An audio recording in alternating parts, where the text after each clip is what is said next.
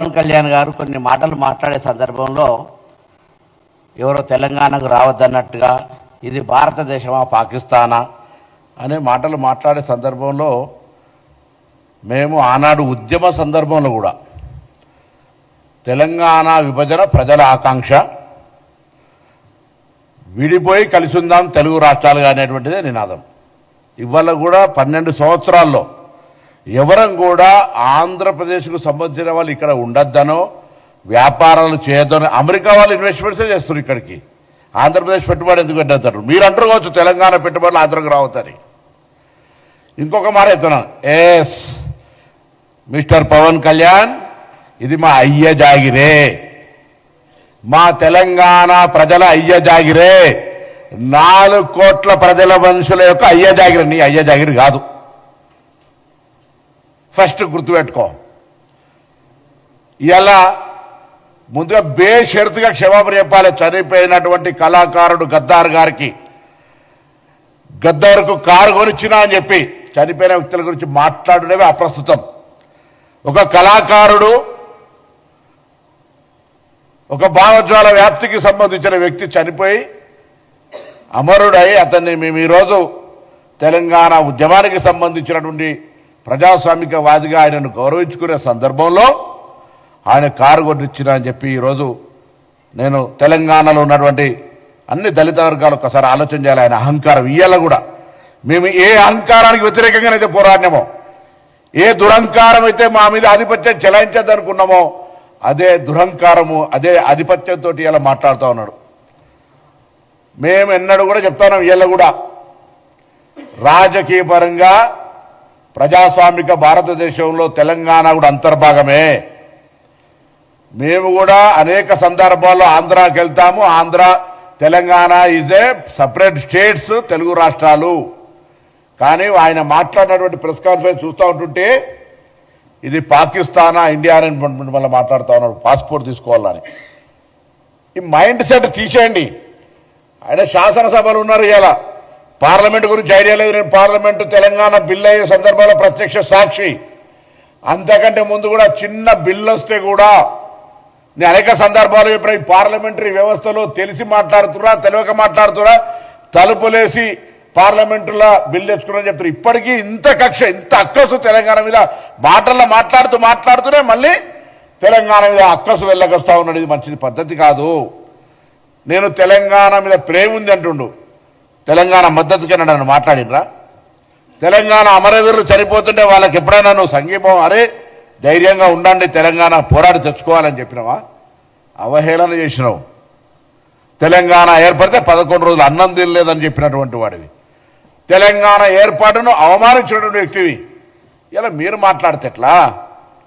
మళ్ళీ రాజకీయంగా వక్ర భాష చెప్పేటువంటి ప్రయత్నం జరుగుతోంది. అలా వారు పక్కకు మాట్లాడిన కొద్దీ తాపకొక స్లిప్పిట్లు వస్తూ ఉంది. పాపం పవన్ కళ్యాణ్ గారిని పేడ్ ఆర్టిస్టు, రేపు పొద్దున నిజంగా నాగరంలో బాగా డబ్బులుంటే నేను కూడా ఆయన ఒక పాత్రకి ఎంగేజ్ చేసి ఈ విధంగా మాట్లాడగలగడానికి అవకాశం. ఎందుకంటే ఆయనకు వచ్చే చిట్టీలు భారతీయ జనతా పార్టీ నుంచి వస్తున్నాయి, టీఆర్ఎస్ పార్టీ నుంచి వస్తున్నాయి. తెలుగు స్క్రిప్ట్ రాసుకొని మాట్లాడతారు. భావజ్వాల వ్యాప్తి ఉంటే, తెలంగాణ నరాన గుండెల్లో ఉంటే నేను ఎవరిని అవమానిస్తాను? ఆంధ్రప్రదేశ్ ప్రజలను కూడా. ఈవెన్ చంద్రబాబు నాయుడు గారు, తెలంగాణ ముఖ్యమంత్రి రేవంత్ రెడ్డి గారు వచ్చి కూర్చుంటే కూడా తెలంగాణ విభజన హామీలను సామరస్యంగా పరిష్కరించుకోవాలని మాట్లాడుకునేటువంటి అటువంటి వాతావరణాన్ని కలిగేసే ప్రయత్నం చేస్తా ఉన్నాం. ఇక్కడ ఉన్నటువంటి వాళ్లకు అన్ని రకాలుగా శాంతి భద్రతతో సహా ఎక్కడ కూడా అవసరమైతే రాజకీయంగా ఇలా చాలా మంది పోటీ చేసి గెలుస్తూ ఉంటారు, ఎవరికి అభ్యంతరం లేదు.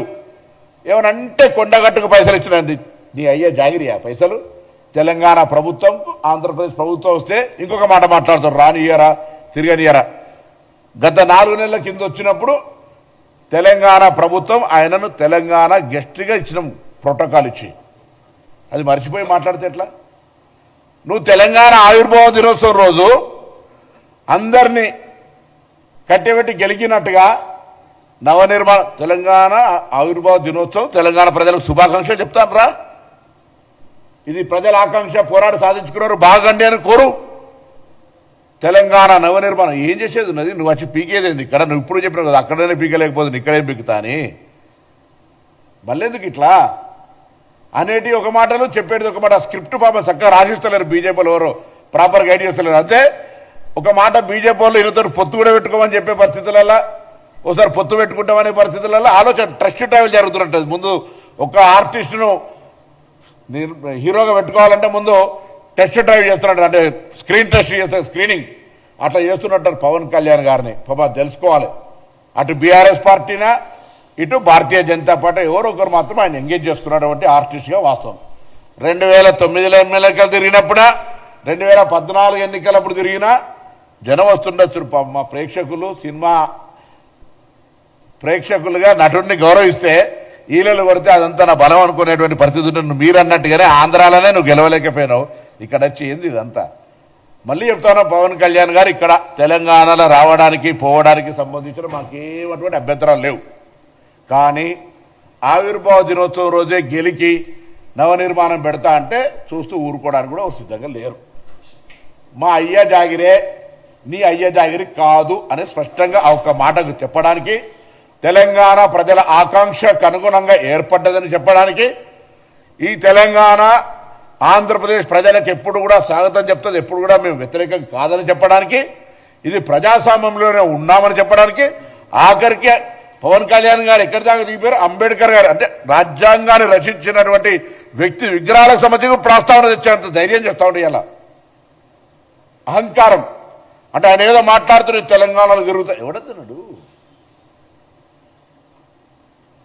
నువ్వు సినిమా నటుడివి తిరుగు. ఇలా ఇటువంటి మాటలు మాట్లాడేటువంటి ప్రయత్నం జరగద్దని చెప్పి కోరుతూ ఇమ్మీడియట్గా రిజైండర్ బై సాయంత్రం గద్దార్ గారి ఆత్మకు క్షమాపణ చెప్తున్నట్టుగా ఇవ్వాల్సిందే. ఆ అంశం మీద అన్ని వర్గాలు తీవ్రంగా ఖండిస్తా ఉన్నాయి. అదేవిధంగా మేము తప్పకుండా మరొకసారి చెప్తా ఉన్నాం, ఈరోజు ఇదంతా కూడా డెఫినెట్లీ మేము ఎన్నడూ కూడా తెలంగాణ వాళ్లకు తెలంగాణలో ఆంధ్రలకు పని ఏం లేదు అని మేము ఎన్నడూ అంటలేము. ఇది ఫెడరల్ సిస్టమ్, డెమోక్రటిక్గా ఇది హైదరాబాద్ లింగ్విస్టిక్ హెడ్ క్వార్టర్. అన్ని భాషల వాళ్ళు ఉంటారు, అన్ని వ్యాపారాలు ఉంటారు. ఎన్నడూ కూడా నేను హైదరాబాద్ ఇన్ఛార్జ్ మంత్రి చెప్తాను, నీకు ఇక్కడ ఏం ఇబ్బంది లేదు, ప్రొటెక్షన్ అందిస్తాం కానీ ఇక్కడ వచ్చి గెలుకకు అనవసరంగా తెలంగాణ ఆత్మ గౌరవాన్ని ఆ భావాన్ని రెచ్చగొట్టే ప్రయత్నం చేద్దని నేను కోరుతాను. పవన్ కళ్యాణ్ గుజరాత్ లో పోటీ బాస్, గుజరాత్ పార్టీ పెట్టుకోమను, గుజరాత్ కూడా పార్టీ